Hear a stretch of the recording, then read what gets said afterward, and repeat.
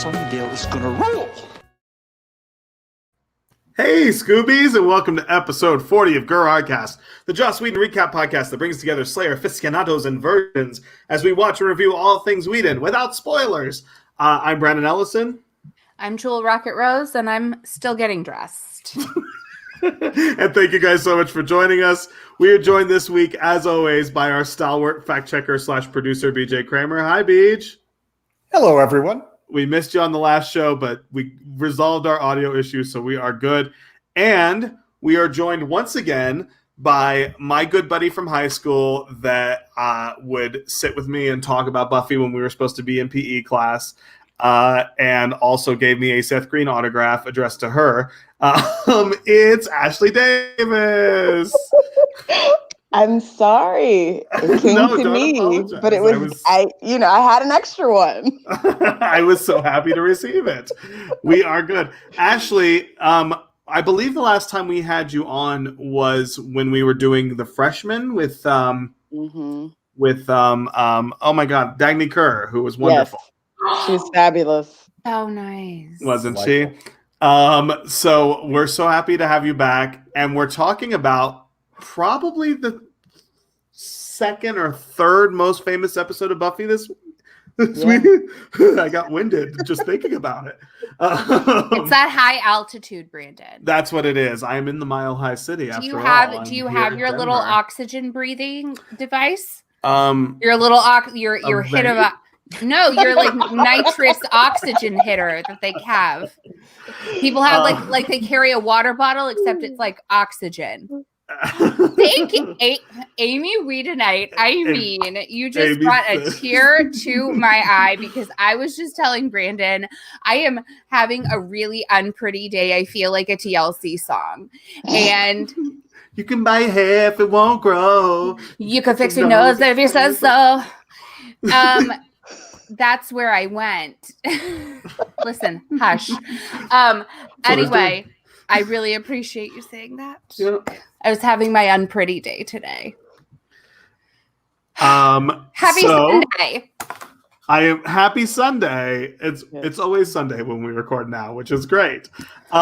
So Ashley, before we dive in, what is your memories of these two episodes before you rewatch them for this? My memories. I remember, well, first off, I enjoyed what everybody enjoyed about this episode, that it was so different that you really had to rely on their acting abilities, particularly for the first one. Mm-hmm. But then I also remembered, which I have to say in watching it, it wasn't as hard this time around. My memories were how much I hated Riley. Like, that's all I could think about. What? Why? He's a dopey dog. We've all had this conversation in the last few weeks. I hated Riley when these episodes aired, and even until recently. But watching these again and talking about them, I'm like, Riley was kind of a good guy. Yeah, I mean, I always acknowledged he was a good guy. I just didn't like him. I mean, it was my hatred of Riley was so bad that I could not stand to watch the actor in other things. Mine too. And I've changed my mind a little bit. I think he's pretty good. First of all, he's very good looking. Yeah. And I think he's pretty good in the show. Alice agrees with us. If you agree that you like Riley now on rewatch, leave a comment. I like him now. I like him right now. I think he's great. But I think this is the difference what a palate cleanser. This is the difference between us watching when we were like 13 and 14 and you watching now. Like when we were 13, 14 and we were watching it live, it was like Buffy and Angel forever. What is happening? Who the fuck is this guy from Iowa that's like in the military? Exactly. Actually, I have a question about your opinion. I didn't watch it when I was 13. And I am wondering if I didn't mind Riley at this point the first time around. And maybe because I didn't like later future Riley, that in retrospect, I feel like I hated Riley the whole time when that may not have been true. Do you think that's possible for you? Oh, no, it's definitely, I know I hated him because he was an angel. Like, I Fair enough.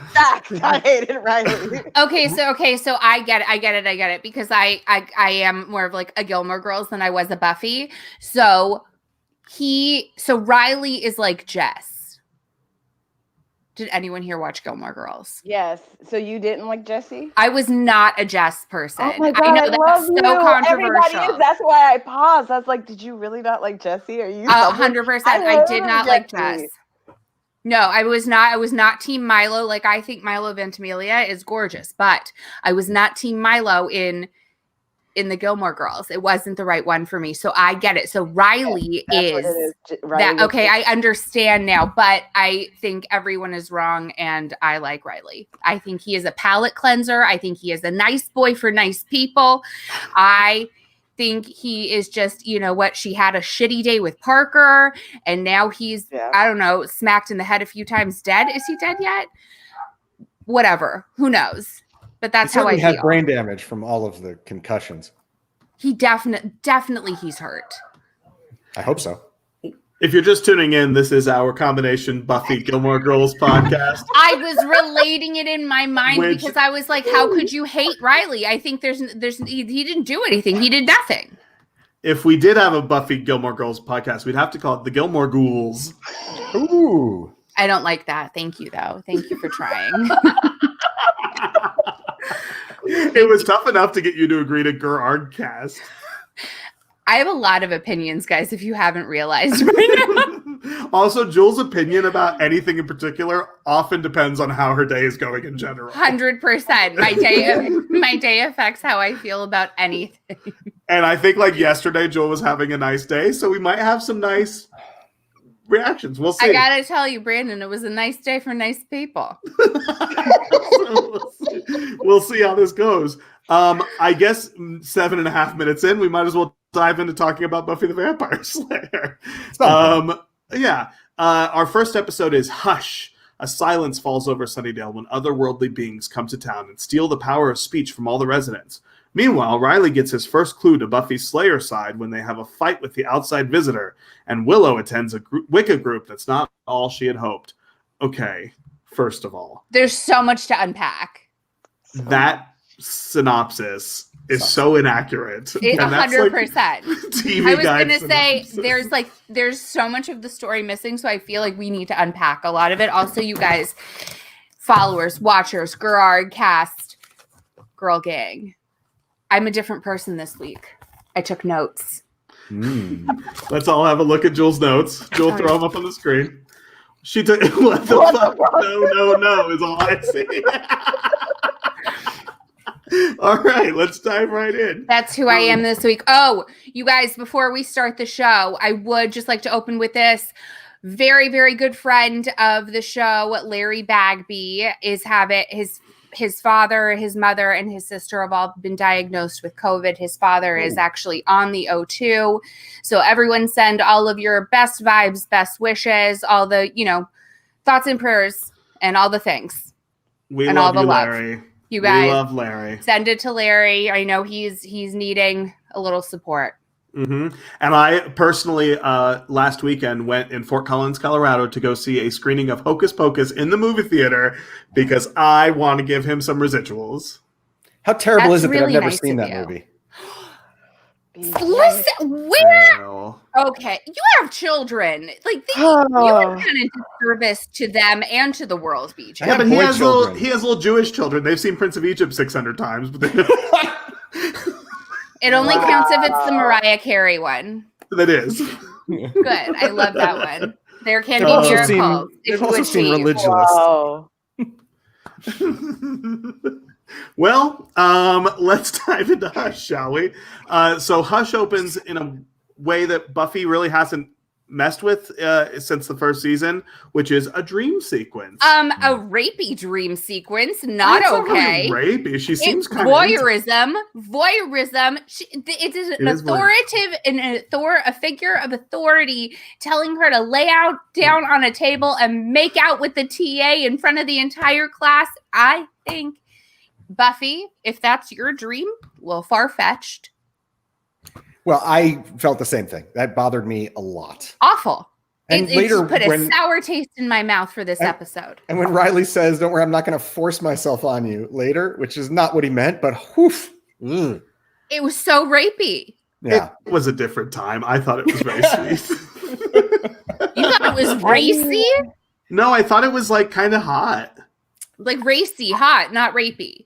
No, I thought it was like racy. Brandon, do you think rape is hot? I mean, I'm no judgment. Okay, first of all, this is how rumors get started.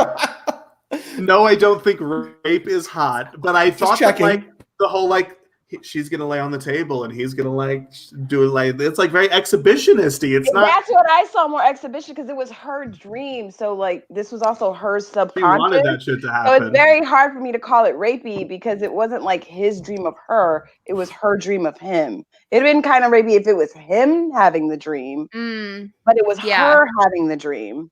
Buffy, she like obviously she's got a type.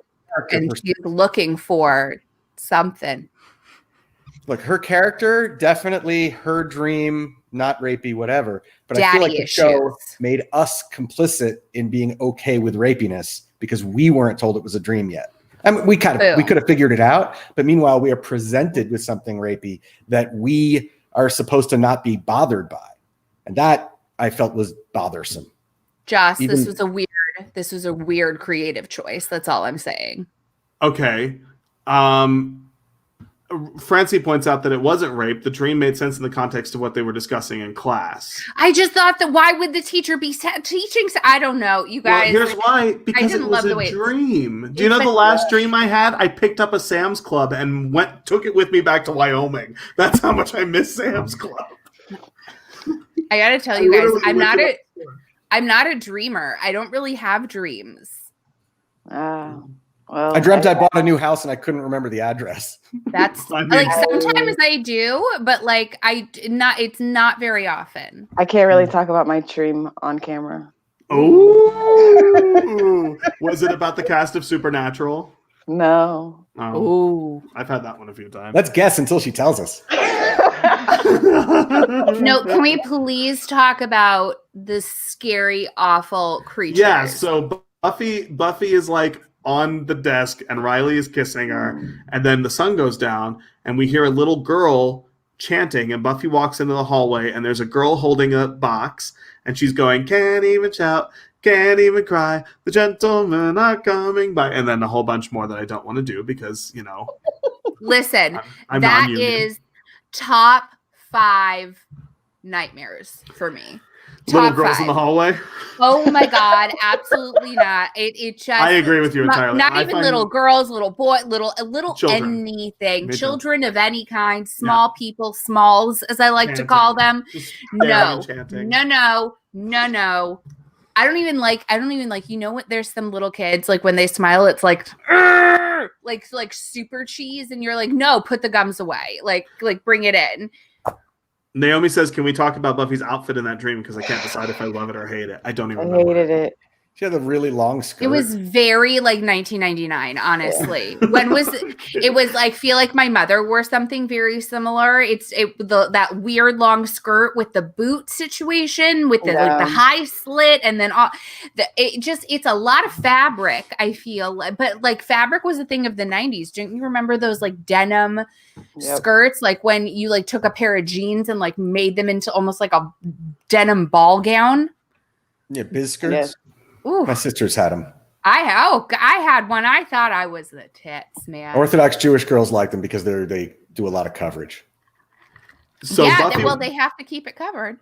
Mm-hmm. So Buffy wakes up and she has drooled on the table, and Riley asks about Buffy's dream, and then they talk about their plans for the night, and they both make excuses for them to separate and go different ways. Meanwhile, Willow is being so like mopey and creepy and strangely supportive. It's a lot. It's a look on Willow. Yeah, well, Willow is in that Wicca group, right? Let's talk about the Wicca group. So Willow joins a group of other Wiccans, and it starts out with them talking about daughters of Gaia and sisters of the moon. It sounds like a Stevie Nicks song. And then we got a big Touche. By the way, she's got a new single out that really I think is pretty fire. I listened to it this morning. She talks about Martin Luther King. I mean, I thought it was pretty uplifting. And John F. Kennedy. And JFK and Jackie O. And it's like, you want to harken back to the past, then you have to be a better fucking person. It's like, Stevie Nicks fell asleep watching the History Channel again, and here we go. Stevie took a little too much DMT before she watched the History Channel, and now we get a song. You know what? If that's her process, if that's what she needs to do to make a banger at this stage in her career, she's reinventing herself. Second time Rock and Roll Hall of Fame inductee. I mean, bitch is killing it. Yeah. Speaking of the episode, welcome to Stevie Nicks Cast. Keep me on topic or don't. You can derail me faster than. So Willow's at her little Wicca group.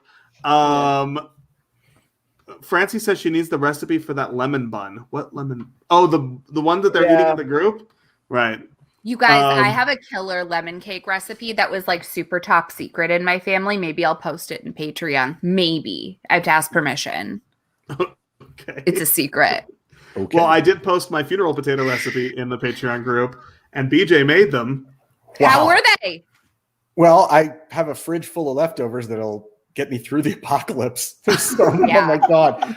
Fantastic. I mean, my insides, want to leave because they are very upset with me. They're thick, aren't they? Your insides are thick. I mean, basically it's potatoes and then this huge vat of dairy goodness. Yep. You can't really go wrong. So you can go wrong. I'm going to die. Yummy. What a yummy way to go. That's why they're called funeral potatoes, but that's also why they serve them in Utah, because there's usually a lot of people and it lasts for a lot of people. And this is how I know I'm never going to be a Mormon. I mean, it's the only way I finally found out, but definitely not. I love that you're like, taking that off my list, no longer a choice. Mm-hmm. Wicca also, this episode, crossing that right off. Yeah, the Wicca was not fantastic going into this episode. Brandon, can you tell us about this Wiccan group? I would love to.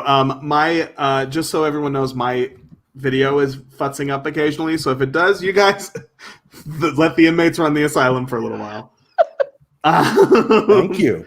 So Willow's at her Wicca group, and she suggests that they do something crazy like spells.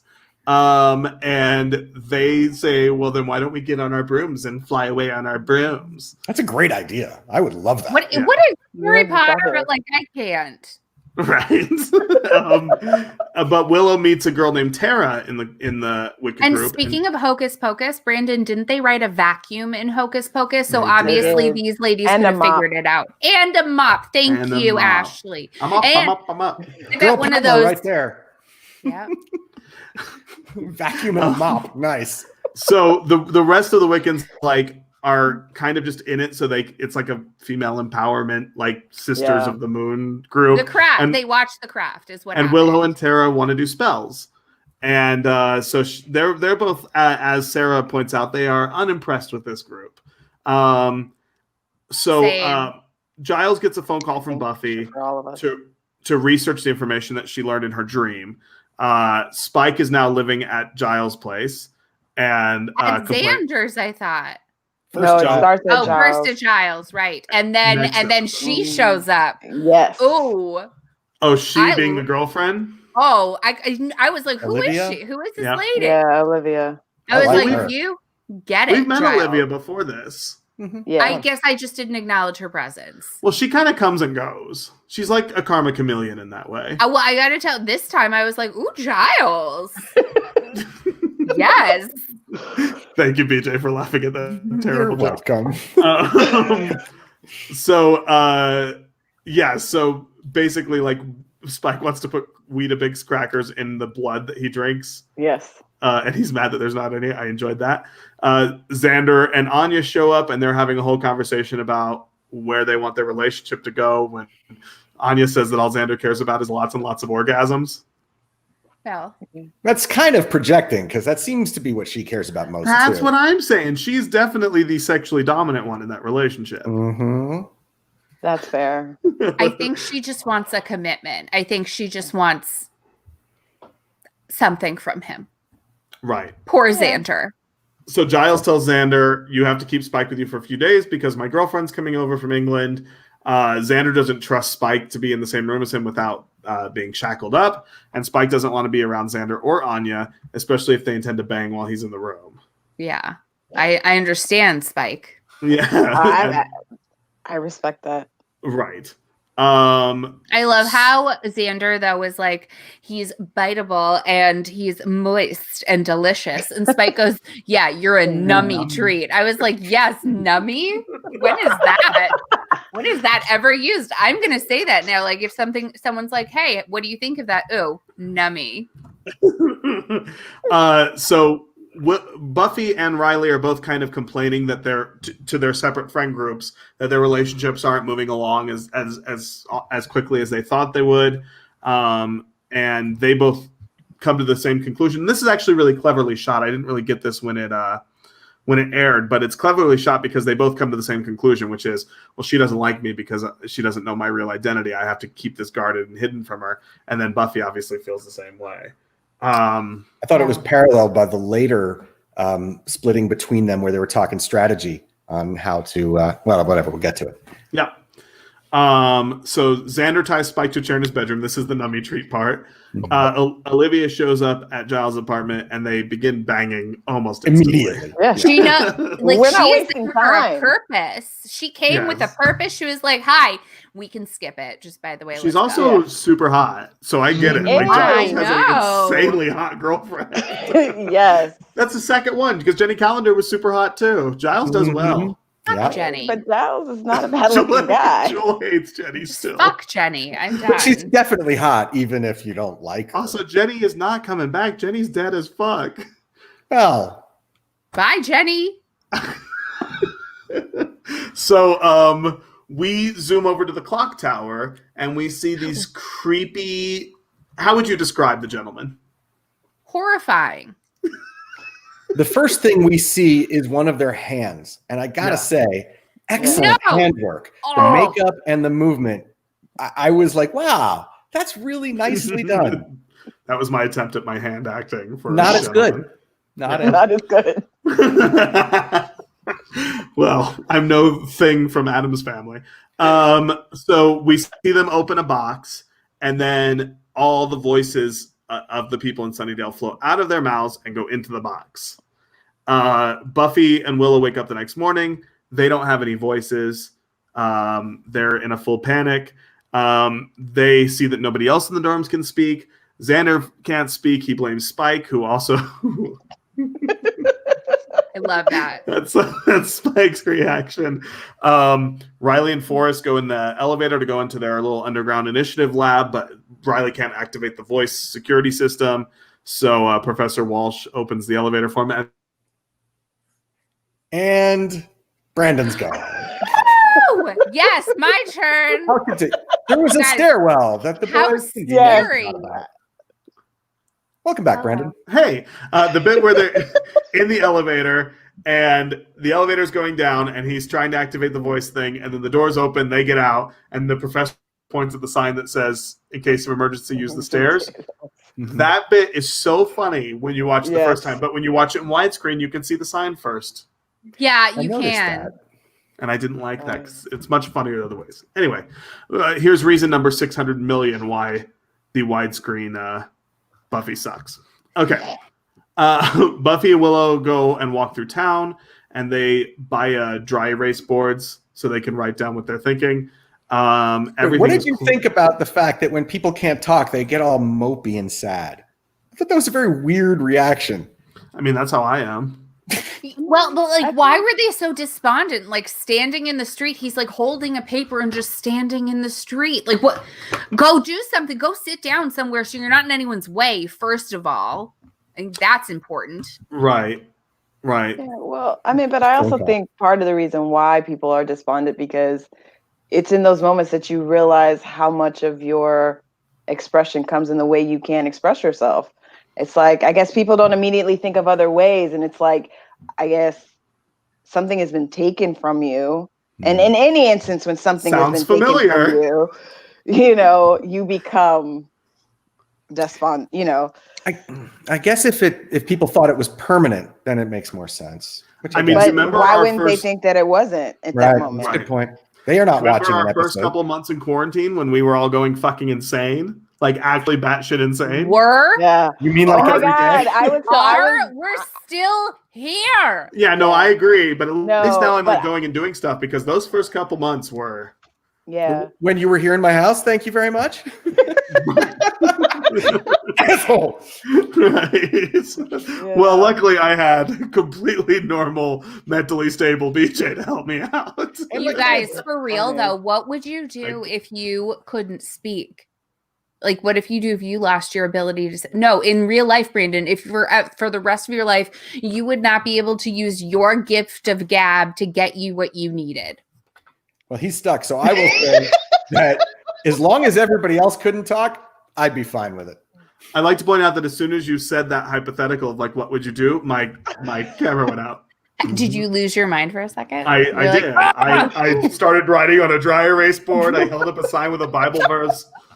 You guys, what if I lost my ability to speak? We wouldn't have a show. No, of course we would. She'd just sit there looking pretty, peeling things off her face. It'd be great. Wow. Just by the way, you guys, 100%, I will wear those in a Starbucks like I did when I went to Philadelphia, wearing them in a Starbucks. And this man came up to me and he said, "Ma'am, is that a medical like situation?" And I was like, "No, I'm trying to refresh my face." They didn't get me at all. It's such a normal thing. I was like, "Yeah, I wear them out. Who cares?" People were like horrified. So they turn on the news, and the news says that everyone in town has laryngitis and that the whole town's been quarantined. Yeah. Everyone else can talk, though. Oh, because they were outside of the town. Get it. Okay, so they're in quarantine, too. Do you guys? Such a parallel to what's happening today. And it was also called a hoax, a big hoax. Right. There is a newspaper, right, that they show that says the whole thing's a hoax. Right. That's hilarious. So Buffy goes out to patrol. Professor Walsh sends Riley and the team out to maintain order. And of course, well, you can see that they are. I like that they mentioned that they are military. I didn't kind of get that at first. I thought they were like some weird like government club, but they're part military. So I guess that explains a lot. Yeah. And once again, Riley is in the street, same place, right in front of the coffee shop where he bumps into Buffy because that's the only street in Sunnydale. Because that's like the set. Is it on the Paramount lot or the Fox lot? It's like on one of them. Like it's still there. It's used on a whole bunch of different shows. It is actually the neighborhood from Desperate Housewives that they use in this episode. It is entirely the set. It's at Universal. Yep. Yeah. So later that night, we see the gentleman float out of the clock tower and into the street. Yep. Can I just refer back to my notes? What the fuck? No. And you asked what the people in the straitjackets were for. You asked me that. What did I call them? I don't remember. A gimp from Pulp Fiction. What were the gimps? I said, what is the purpose of the gimps? They're the muscle. They're the sexual muscle slaves. Sexual muscle slaves is the name of my next podcast. I liked everything about the image of these guys. There was this wonderful contrast between the sort of floaty, very still, primary bad guys, the gentlemen, and then they had these minions that were the opposite, flailing, running, and what I like juxtaposition. And the scene where Olivia freshly with the sex stank on her. When she looks out the window and the guy walks past the window, still to this day scares the shit out of me. I will never look out my bedroom window the same way again. I have to tell you, I was super uncomfortable with that kind of stuff is what haunts me. I'm not good. It's like, for me, it's not the really scary movies. It's the stupid fucking scary movies that just like The Ring, like, please, that was child's play. But House on Haunted Hill, I was in tears. I was so scared. I have very strange reactions to scary movies. And I don't have a great fight or flight. I don't know about you guys. What is your fight or flight like? Flight? Yeah, See, I am a freeze and sweat kind of girl.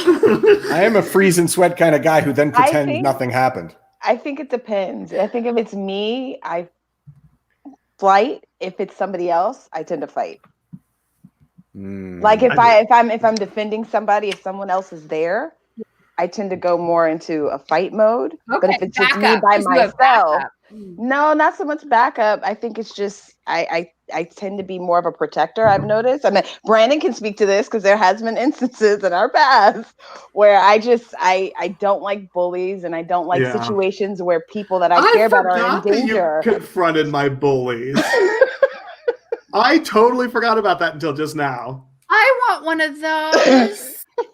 Like I don't deal well with bullies. I'll tell the quick story because we're gonna go over no matter what. Can I employ your services as well? So when we were in high school, there was a group of kids that was like very quiet. They didn't do much. They sat there with their hands here and they were scary. And I actually had to come kick all their asses because that scares me so. Oh, there you go. You're back. I'm back. I was just saying, when I was in high school, I was the only openly gay kid, and there were kids that were showing up and throwing bricks through my windows. And Ashley like confronted them in the hallway and shit. And like, didn't you show up at my house and like do a watch shift at my house or something? I mean, I remember going to your house a few times after that happened, but like I like I said, I don't necessarily fight always for myself because I don't feel the need to, but I don't like seeing people that I care about get bullied. So then a fight like raises up in me and I don't do well. Yeah. I'm just saying Florida is a dark place. That's true. I like to think Florida is like the taint of America. Florida is God's waiting room. Oh wow. No, it's like the taint of America. It's the gooch. That's what it is. It's like people get, give New Jersey a bad rap and say like, it's the armpit of America. But for real, like Florida is that taint strip in between. And it's where my parents live. Go figure. Right. Awful. So we see the gentlemen float down the hallway at the university and they are knocking on doors and whatever. And they end up knocking on the door of this young guy who's like gets out of bed to let them in, and they cut his heart out. Yep. Oh my God. What violence. I mean, why? What was the point? It was a senseless kill. I just don't like things like that. And I love this scene. The next day, Olivia has drawn a picture of the gentleman that walked by her window, and Giles puts all his magic books away and pulls out the fairy tale book. I loved that cut. That was really well done. Yeah.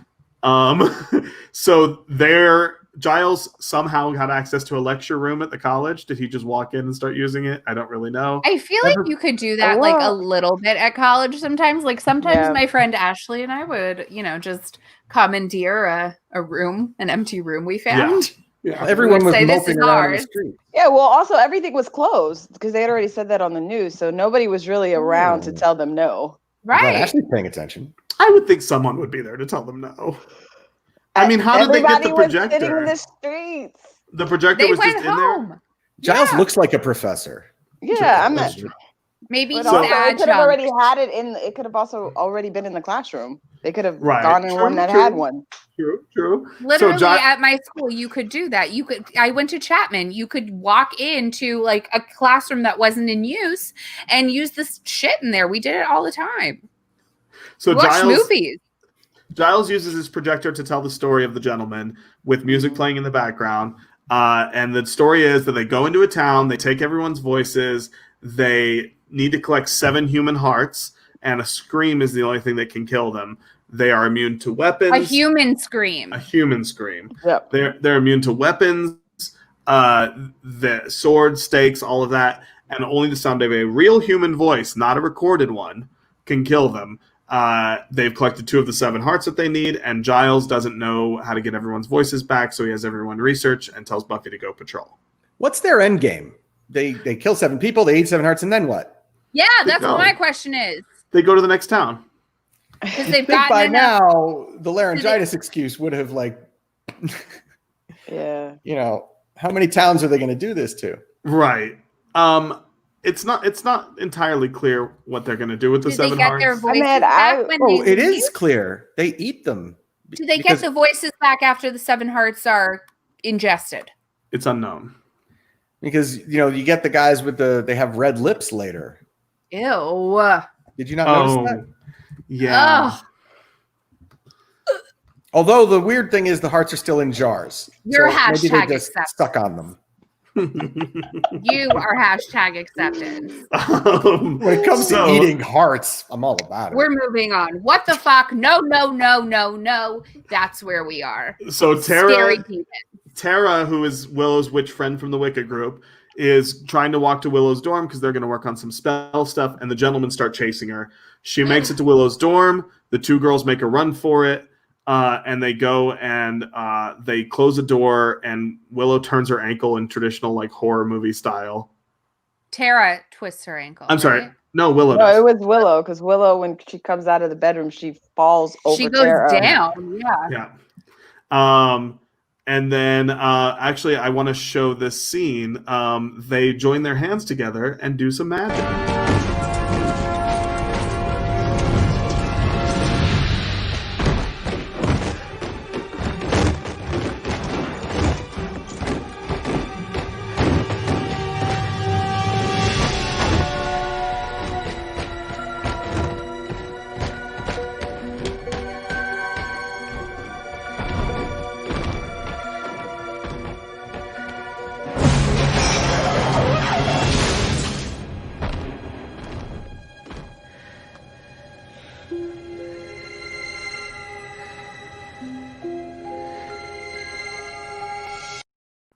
Good stuff. Hashtag fair use accepted. Spike is at Giles' house. He's drinking a mug of blood. He bends down by the sofa where Anya's sleeping. Xander sees the blood on Spike's lips and thinks that Spike's bitten Anya, so he goes and beats the shit out of Anya. I'm sorry, out of Xander. Out of Spike, that's the word. And then I love when Anya's taps him on the shoulder to say she's okay, and then she's just finger in hole gesture. Good stuff. Subtle. Yeah, very. Feel your face right now.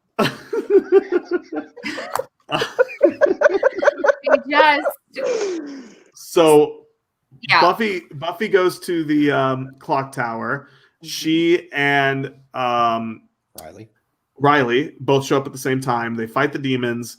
They are fighting, and then they lock. She has a crossbow. He has a taser gun thing, and they lock on each other, and they realize in that moment who each of them is. Yeah. It's a very good reveal. It's very and doing it without words is a very interesting way to do it. Yes. So there's boxes on the table. Buffy recognizes one from her dream that she had, and she does this gesture to she's pointing Riley. down there, and he's like, boom, and she's like no, so proud of himself. What did he hit? And the he first breaks time? the I wrong couldn't one. make it out. It was an empty glass jar. Oh, okay. Yeah, and then he goes and breaks the box. Their voices all return to them. Buffy screams. All the heads explode. Yeah. Why green goo? That just for me, I was gross. I didn't love it. I hated it so much. It was like Mars Attacks. I did not love it. Wow. And Scanners and The Boys, if anybody's been watching that. Spoilers. Naomi also points out that she loves Anya eating popcorn during the slideshow with all the blood and gore. I agree. That was great. That was really good. Yeah. So the next day, Tara tells Willow that she wanted to try a spell to restore people's voices. The two talk, and Tara says, Willow, I can tell you're powerful, even if you don't know it yet. Giles and Olivia have a conversation. Olivia's like, I do not want to be part of this fucking shit show. And I don't blame her. And then Buffy's visited by Riley. He tells her they need to talk. Buffy agrees, and then they just sit there in silence, which is very fantastic ending. Yeah. Yep. Mm-hmm. Okay, so before we get to our final thoughts and letter rating, I do want to go over some trivia real quick. Joss Whedon created this episode because he was told constantly that the only reason that his show was good was because of the dialogue and the writing, and he decided to show critics that was not the case. The silence begins 14 minutes and 3 seconds into the episode. Now this, so the piece of trivia that I found online says that the actors deliver all their lines as normal and the dialogue was muted so that the lip reading was identifiable. Now, we had Nicholas Brendan on the show like 2 weeks ago, and he told us that that was not the case, that they'd mouth all their lines. I'm going to go ahead and trust Nicholas Brendan over the trivia. You know what? I would trust I would trust him over. I just don't know what I'm supposed to call him.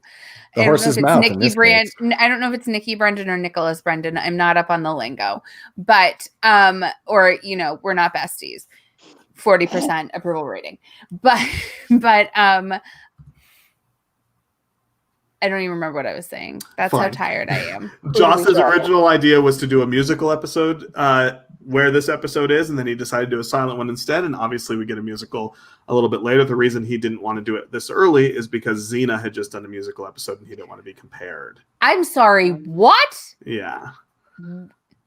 Now that you say that, I vaguely remember that. Xena, that is a blast from the past. I was not a warrior princess myself. This is the last episode that Mark Blucas, who plays Riley, is credited as a guest star. He is now a regular or special guest star. Oh, cool! Yeah.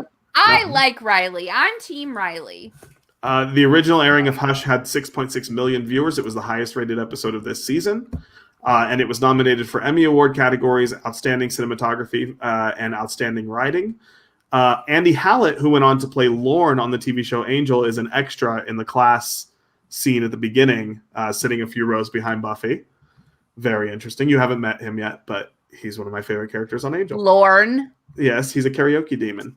Fantastic. Yeah. Aren't we that all? show just gets better and better, doesn't it? The two gentlemen are played by Camden Toy, who has played a whole bunch of monsters on the show and will go on to play more, and Doug Jones, who plays the fawn in Pan's Labyrinth, and he plays the fish monster man in Shape of Water. Doug Jones, by the way, is a lovely, lovely, lovely human. He's also the zombie in Hocus Pocus. He is indeed. He is. What was his name? I can't remember. I did just see it a week ago, but I was very stoned. I know. I was just thinking he's not Thackeray Binks. No. Where were we? Okay. For Halloween Horror Nights 15, Universal Orlando created a haunted maze based on this episode titled The Body Collectors. Ooh. I would have loved to have gone to that. That sounds horrifying. These kind of ghouls are the ones that give me nightmares. I don't like shit that floats. Joss Whedon says this is his third favorite Buffy episode. Allison Hannigan says it's her favorite. And Nicholas Brendan says it's among his favorites as well. Doug Jones's name in Hocus Pocus was Billy Butcherson. Thank God. That was driving me crazy. Thank you. Billy! That's how Winifred says it. Billy! I forgot to pull foreign language titles, so I'm pulling them up right now. Stand by, because it's not our show if we don't do foreign language titles. Bonjour. Okay, here we go. Konnichiwa. The Finnish title. Finish. Oh, I got cut out. Don't be finished. Are you not finished yet? Okay. The Finnish title is Vaitaliasta Vakai, or The Silent People. Oh, that's finished.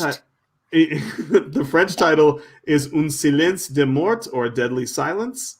Cool. The German title is Das große Schweigen, or The Big Silence. Schweigen. It's also a Italian title. It's just translated. I think the Italians win this one. It's L'urio che uccide, or The Scream That Kills. Oh. I like Schweigen. Okay. All right. Well, the Germans are stepping it back up after a solid like first and second season title spree. The Germans are coming back. We'll see how they do with the next one. Okay. So, final thoughts and a letter rating of this episode. We'll start with our special guest, Ashley Davis. Ashley, tell me what's up. I give this one an A. This was among my favorites too. So, definitely an A. BJ. Okay, I apologize for delaying this, but I got a few things to say. Let's do it. All right, first of all, statistics. Giles takes his glasses off 3 times, and I believe we have 5 deaths based on the hearts we see in jars. I've already talked about how much I like the look and behavior of the bad guys. One other observation, the prisoner from the initiative looks like one of the ones that attacked Xander back when all the demons were coming after him. I think they just reused the costume. I was going to say they needed to reuse the costume, BJ. They don't have a big budget. So here's my thing with this episode. Everything about it works really well. And that's always my favorite thing in the episode, where it's consistent, where there's no like standout awfulness. From the terms of like character and emotions and fear and story, all of that works really well. However, I have one problem, and this happens quite a bit in the show, where it does seem like there is a concept that the show writers wanted to do, and then they structure a bad guy to do it, even though it doesn't make any sense. The motivation, the way they go about it, all of it is clearly backfilled in order to accomplish a story. And yeah, like why are they there? That's okay, but it bothered me in an otherwise almost perfect episode. I just wished that there was a slightly smarter reason for the bad guys, other than there's the next best. No, the only episode I think that's better than this one, clearly, and according to IMDb as well. This is, by the way, tied for second of all episodes of Buffy on IMDb with a 9.7. When you make a bad guy just to fulfill what you want out of the plot, but the bad guy itself makes no sense, bugs me. Okay. As a result of that, I now feel like I have to retroactively downgrade all previous episodes in my scores, because I just feel like I can't give this an A because that was bothersome to me. If I give this an A-, everything I did until now has to get cranked back down. So I disagree. I feel like it's each show is like its own. Also, #acceptance. Yes, Brandon. No, but I understand what you mean. You need a purpose. Yeah, but I'm looking back. I have given like a dozen A- until now, and they were all worse than this. So yeah, Zeppo in particular. I'm going to have to be stricter going forward. That's what I've learned from this episode. Otherwise, it was really quite good. I liked it very much. And this was easily the highest rated on IMDb episode so far in Buffy. Okay. Sure. Jewel. Oh, you know what? Dr. Alice, I'm sorry you couldn't join us today.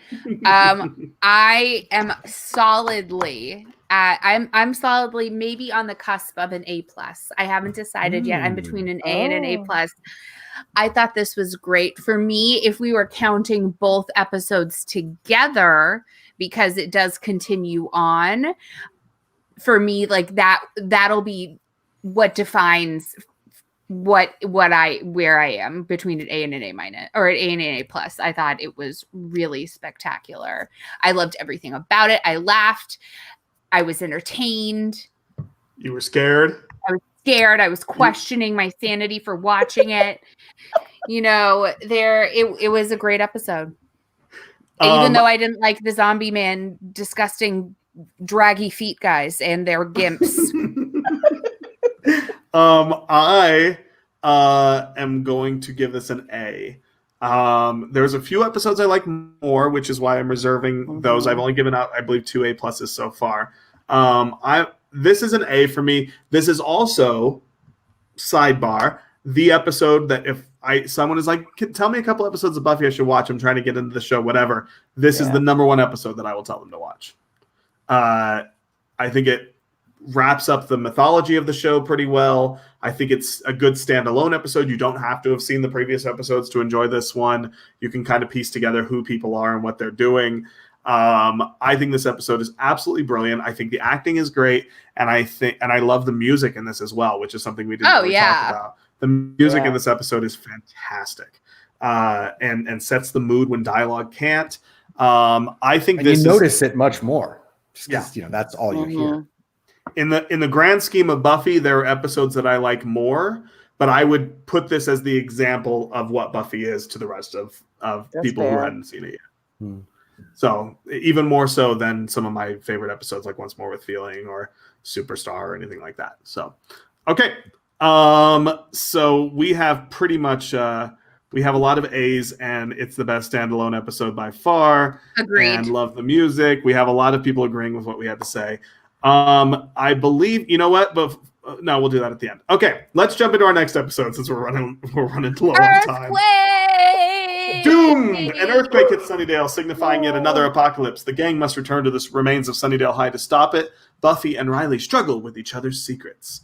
So we pick up exactly where the last episode left off, where Buffy and Riley are sitting on beds. They're talking. They're trying to figure out like what's going on. She says that she's the Slayer, and he has no idea what a Slayer is. Because he's from Iowa. Well, and because he's like military. Yeah, and they don't believe in the myth. Right. Yeah.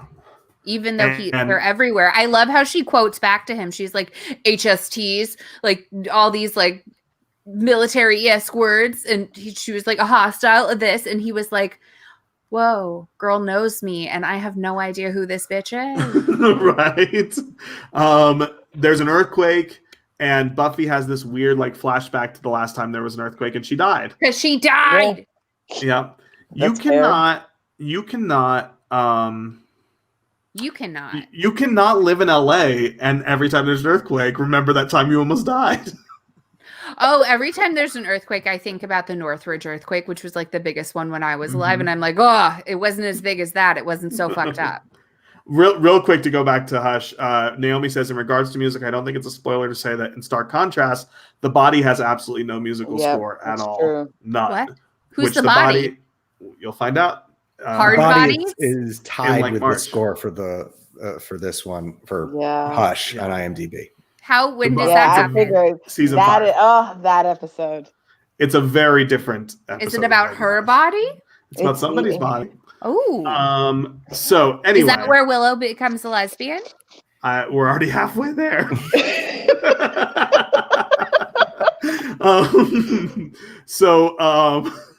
Xander is cleaning up the earthquake damage. He tells Spike that if Spike's going to live in his basement, he has to do some of the housework. Spike gets angry and hits Xander over the head, and then he gets like sharp pain in his head from the chip. Tries to. Yeah, tries to, exactly. Willow tells Buffy about the aftershock party that the student housing is having, which is such a like party school thing. That's such like a USC Aunt Becky paid my way in kind of thing to do. I feel like they wouldn't even do that at USC. I have to tell you, people who are not from California who come here and have their first earthquake freak the fuck out when they feel one. They're like, oh my God. And they're calling their families back home, telling you they're not leaving their house the next day. BJ, do you remember is standing in a closet doorway a real thing? Yeah. That actually any doorway. Yeah, okay. The support in Never been in an earthquake. BJ, do you not remember we had that earthquake in New York in like 2009? No. We had an earthquake in New York City in 2009. It made my computer fall off and break. I lived in Rockland County. I might not have had it up there. Yeah. That's the only earthquake I've ever been in. And then when we were in Politicon one year, there was like a small earthquake, but it wasn't a little one. It was nothing. Yeah. Nothing. There was a decent sized earthquake in New York in the early 80s. And just God telling us to leave California. Not a big deal. We have them like not like frequently, but you kind of like go around the house here and like check just to make sure the corners are still there. Yeah. Like, yeah, that's not cracked. So Buffy goes to Giles. She thinks the world is ending, and he's like, earthquakes are a normal thing, you crazy bitch. We're in California. California. It happens. And then he's like, here, let's talk about the commandos. There's a base under the school, whatever. And Buffy's like, yeah, but how about earthquakes? Like, Buffy just keeps trying to change the subject. So Riley is talking to Forrest about the Slayer, and Forrest thinks it's a myth that monsters made up. It's like a boogeyman for monsters. And demons are just like simple animals. There's nothing else to it.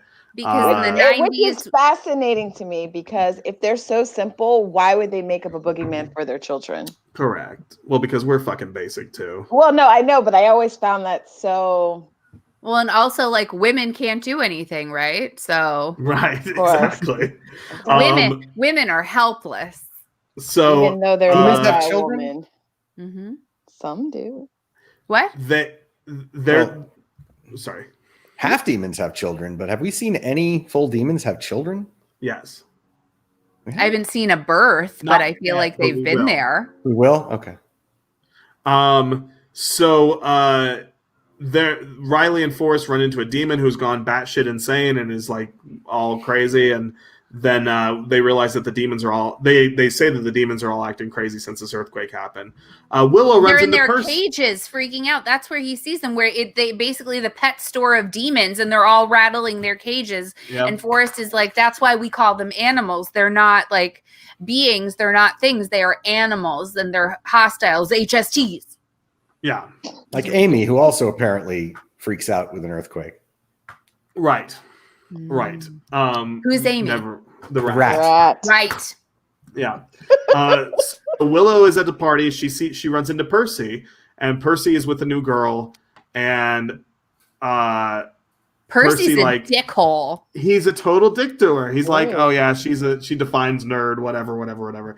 And it's just like, what? Oh, that's not cool. And then we go upstairs, we see a guy making drinks, and he's shirtless, and he's super 90s hot, by the way. That guy, whoever he is, I am a fan.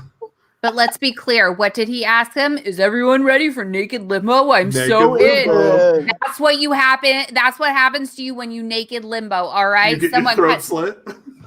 You get your throat slit and your man card taken away.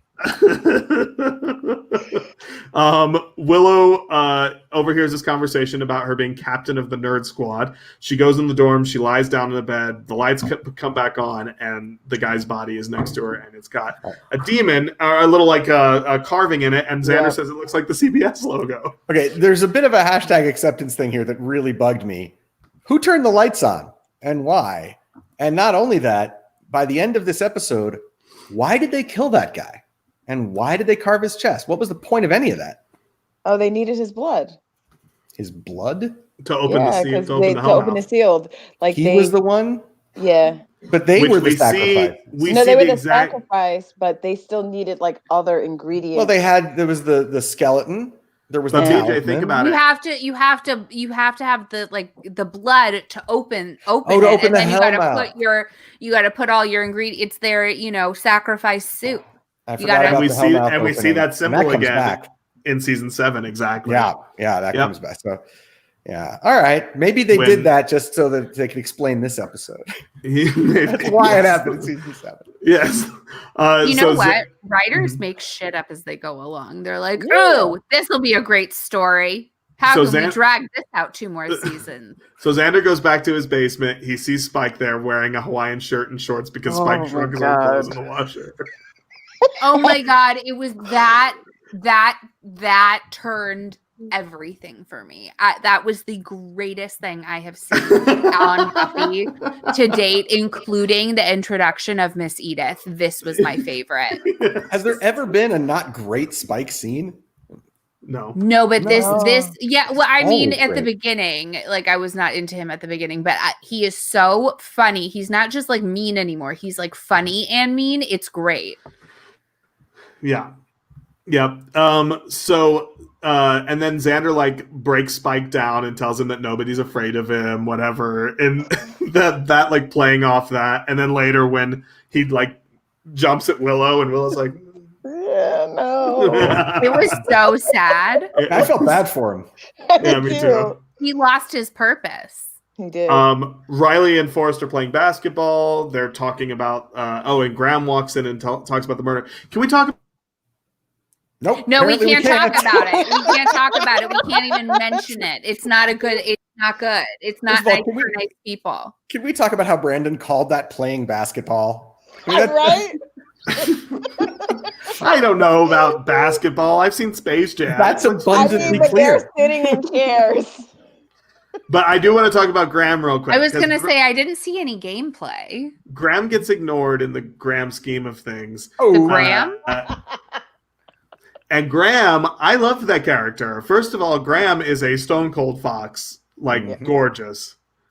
Can you just remind me which one is Graham? Okay, so it's Riley, Forrest, and Graham. And Graham is the dumb one. Yeah. Or the dumber of the 3. They're not all particularly he is bright. So sexy. Okay. I mean, I like him dumb. It's true. So anyway, he walks in and tells them about the murder. Riley says, you guys need to go to Professor Walsh. I'll go check out the situation. Willow tells everyone what happened. and then said that Percy talked bad about her. She shows everyone the symbol that was carved into the chest of the I love the importance of Willow's explanation, though, because it's about Percy, and then she's like, just like casually mentions like the other things just as like parts of it. But then like also, am I captain of the Geek Squad? I'm in a geek. I dated a band member, and then they're gonna kill everybody, and that's what they're doing. They're sacrificing. There's a new Hellmouth open, but then Oz is gone, and now I'm like captain of the Geek Squad again. Like that is her explanation of what's happening. I love it. And Buffy finds the demon. She finds it at a mausoleum. It's taking the bones of a child. She fights with the demon. It escapes. She runs into Riley. That's an aggressive demon, BT dubs. Yes, very much so. He tries to talk to Buffy and to convince her to give a relationship a chance, but she tells him no.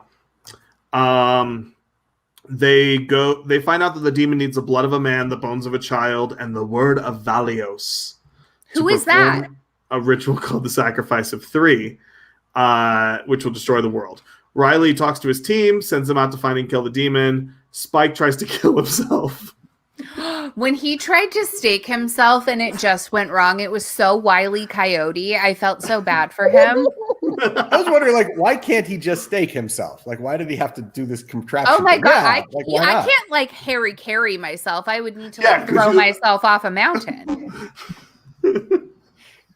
Okay. So Willow, that's a very personal thing to like just like yourself. Like that's why they train Japanese soldiers to do it. It's not, or samurais and shit. Harry carry. Sure. No, it's like a samurai thing. It's the practice of heart. You're a seppuku. If you can't do that, I think you're not committed enough to suicide. Yeah. Hashtag. Hashtag no suicide. Hashtag 13 reasons why. Oh my God. Oh my God. So there is a light coming at me, you guys. Trying to stake himself. Willow insists that they take Spike along. Xander reluctantly agrees because Spike keeps trashing his room trying to kill himself. Right. They're trying to like buck him up. They're like, "Come on, come with us. Like, don't stay here by yourself." Poor guy. That's Willow. I loved how Xander was like, "I thought we were close enough. I would have killed you for you. Like, I would have done it for you." Like, I have been waiting for the moment. Let me take you. Well, we know him now. Weird observation when between Willow and Spike and Xander. Willow's shirt said, what was it? Bunny's dog walking service. It was very Hot Topic. But specifically, Spike had been referred to as a bunny, and Xander is very clearly a puppy. That's a good point. Yeah. Look at you finding hidden meaning in t-shirts. Did they sell that shirt at Hot Topic after this show aired? Probably. I used to have a shirt that said Buffy will patrol tonight, and it's the drawing of her from Hush with her big hips. Anyway. Hushed. So Buffy runs into Riley. They resume their conversation. He tells Buffy that she needs to be more positive and not look for the bad in the situation. And he begs her to take a chance on him. Take a chance on me. And she continues to refuse. Willow and Xander are searching for the word of Valios. Spike cheers himself up by tearing them all down, teasing Xander's lack of direction and Willow's inability to get Oz to stay, and saying that they're useless groupies. And Buffy doesn't. I love that as he walks away, he smiles, realizing that he still has a way to be cruel. Right. Yeah, exactly. I love that. Yep. Giles discovers that the word of Valios is actually a talisman that he already has, but the demons have already made. Yeah, the demons have made their way to his apartment. They beat him up before they take the talisman. The gang finds Giles. They head off to the high school, and because they are going to reopen the Hellmouth underneath Sunnydale High School, which is now just a burnout pile of rubble. Sad. It's interesting to note that the demons knew Giles had the talisman before Giles knew he had the talisman. I was gonna say, and Giles sent them out to get the talisman, and no one knows what it looks like. He's like, "Oh, casually, just actually, I've got it right here in my ass pocket." So they go to the crater that used to be the library, and in the process they trip on some meat on the floor, and they say that it's mayor meat. Charred mayor meat. Ew. Yep. Yes. The fight breaks out. One of the demons jumps into the Hellmouth, and they realize that the demons are the sacrifice for the ritual. Because everything starts shaking and vibrating again. You got to stop them. So another demon attacks Spike.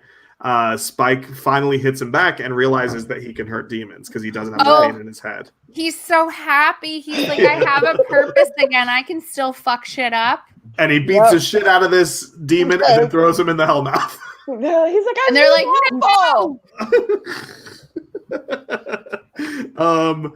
Then the rest of the gang escape the building. Riley shows up to help Buffy. The third demon tries to jump into the Hellmouth. Buffy jumps in after it, and Riley has like a crazy Batman like grappling. No, he has a carabiner on him, and he hooks it to her, and she jumps in, grabs it. Very long, very strong cord. Yes, and also her belt. Because he hooked it to her belt. Her belt was really strong. Her belt's really strong. That's when they made quality leather.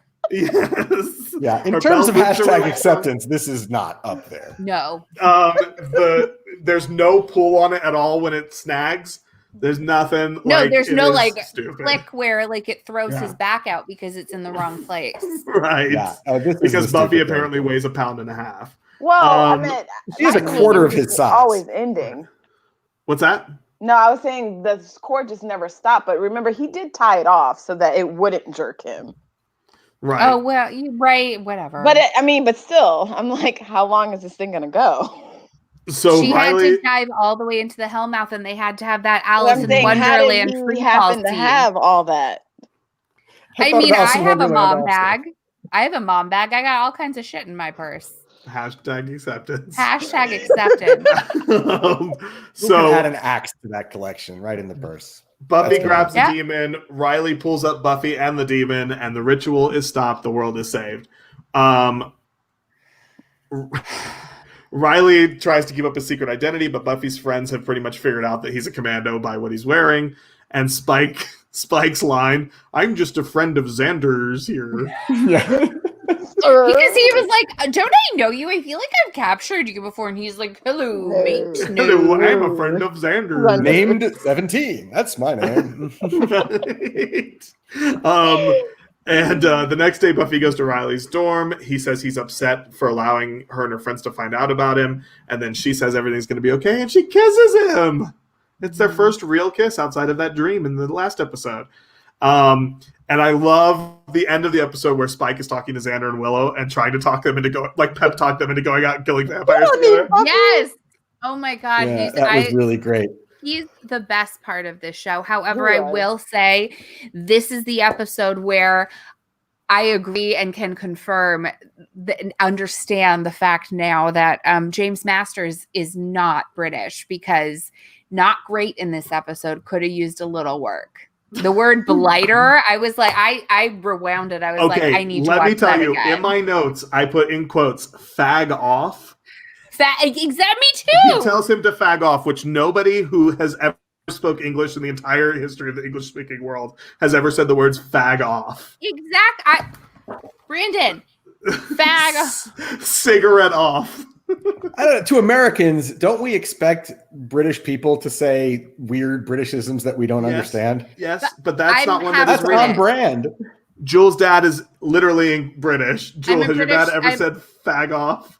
Never in my life. I'm a dual citizen. No, and neither has my niece or my brother or anyone. I've never heard that. I was wrong. They did kiss and hush. Yes, yes, I know. Okay.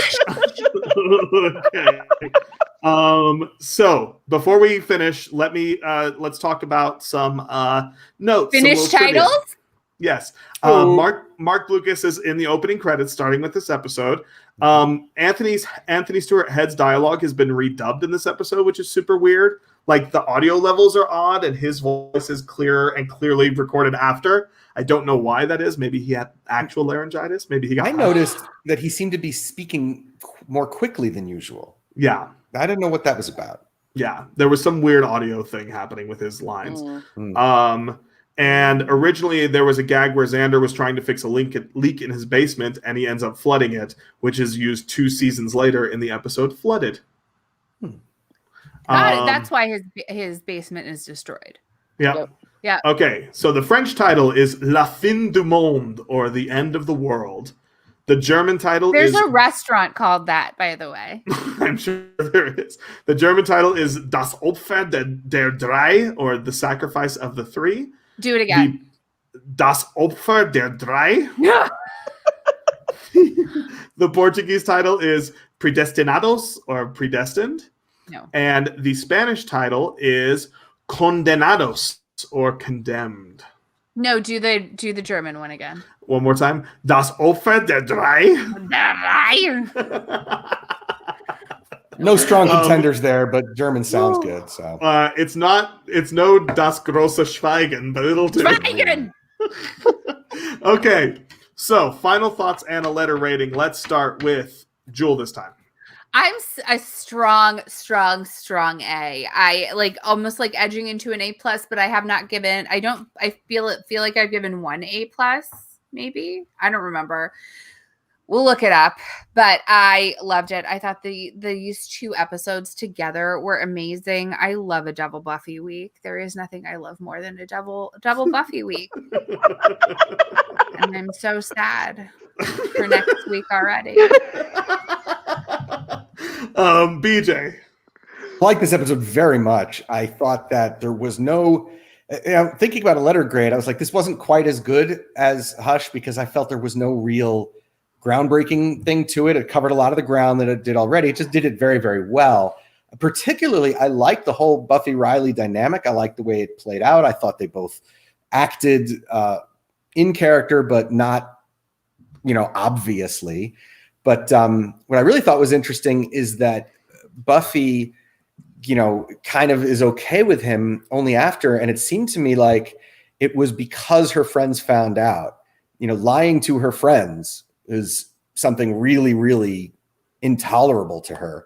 And by virtue of the fact that the secretiveness between them was the initial impediment, once all that goes away, I could see her getting over the whole tragic doomed love thing, because it's clarified that that's really the only thing, which was kind of Riley's point, that you can put it behind you, and that's that. In light of my newfound harshness with letter gradings, I would say this was excellent, but because it was right after Hush, which I thought was slightly better, I give it a B+. I think that is fair. Ashley. I also give it a B+. I did enjoy this episode. It was fun. I will admit Riley was more tolerable this time around. Love him. Spike was fabulous in this episode. He gave me, he was everything for me. And I mean, I did enjoy it. I did find the conversations between Riley and Buffy very interesting. I definitely understood Buffy more because obviously we know her history. That was one thing for me personally in those conversations that I felt like Riley really wasn't hearing her.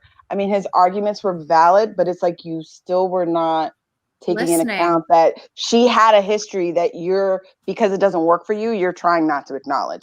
I feel like he could have still said what he said while still hearing what she said. Mm-hmm. So, but overall, I did enjoy it. So B+.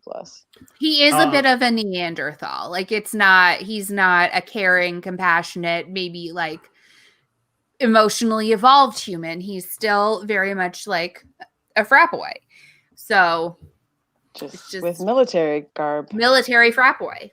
Yep. So this is one of those episodes that when I rewatched the show, I generally skipped over this one. This is just one that didn't really mean much. It was great. No. So hold on, I'm getting around to it.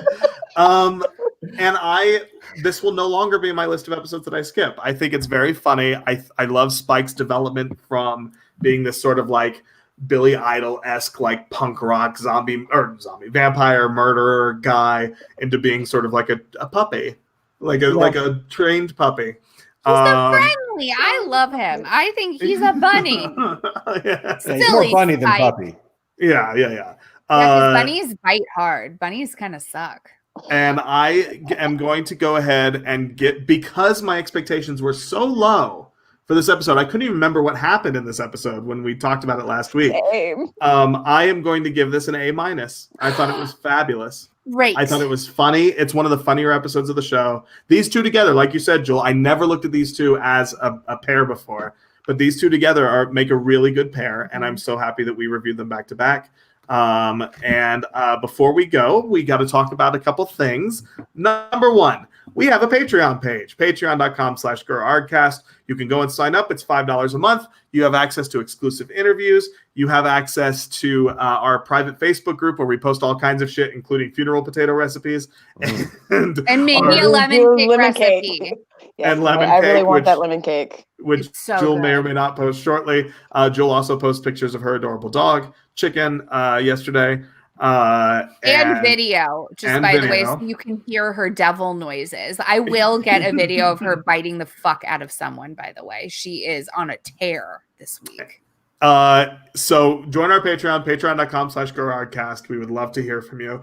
Our Wonderfalls podcast is still going, bobbing along. We just finished episode 5. There are 13, so we have a few more left to go. But we recorded today's episode just before this. Those will all be live on all of your podcast sites as soon as we get some interviews logged into there as well. Also, our podcast, the one you're listening to right now, GrrArghCast, is available on Spotify and Stitcher and Amazon and iHeartRadio and everything. Things. Yes, we are a featured podcast for October. Yay! On Amazon, which is very fun. Congratulations! Nice. Yeah, thanks. We're so fancy. Starting January 1st, we have 2, possibly even 3 new podcasts coming. The first one is Winging It, which is our West Wing podcast that myself and Apollo Pizzell will be co-hosting. Our second new podcast is called Eat the Rude, and it's a podcast about Hannibal and the films related to the Hannibal Lecter mythology. And then our third podcast that Jewel and I have been talking about doing a while is coming next week. We'll talk about it next week because we still have to nail down exactly the format and everything. But it's going to be quite fun, and it's going to be an interview podcast. So keep an eye out for that. What else do I got? Oh, next week we have a 2-part Angel episode. We'll be talking about. Me. We'll be talking about parting gifts and somnambulance. I remember one of those 2. So that's all I got. What am I in for, you guys? Like, I'm just saying, girl gang, what am I in for with these next 2? Well, we get a returning character from the Buffy world coming over to the Angel world. Oh, to replace Doyle? Uh-huh. Because Doyle died because the heroin addict, he was a heroin addict. And then we also get another new character that I quite enjoy as well that's going to be coming over that show. I promise now is when the show gets better, but also then it kind of gets shit again. We'll get it. We'll get around to it. When has it gotten better? Next week. Ashley, thank you so much for joining us. Thank you for having me. I'm so happy you were here. I was so excited to see you. I'm excited to see y'all too. BJ, thanks again as always. Your shirt is now blending into your background, which I quite enjoy. As are your hands. Put your hands up real quick. And your hair. Yeah, the sunlight is like blinding me, and it messes up the whole green screen. BJ, you're becoming your background. Well, I could do worse. Jewel, I'll see you next week as well. It's been lovely. Goodbye, everyone. Grrr. Bye. Bye.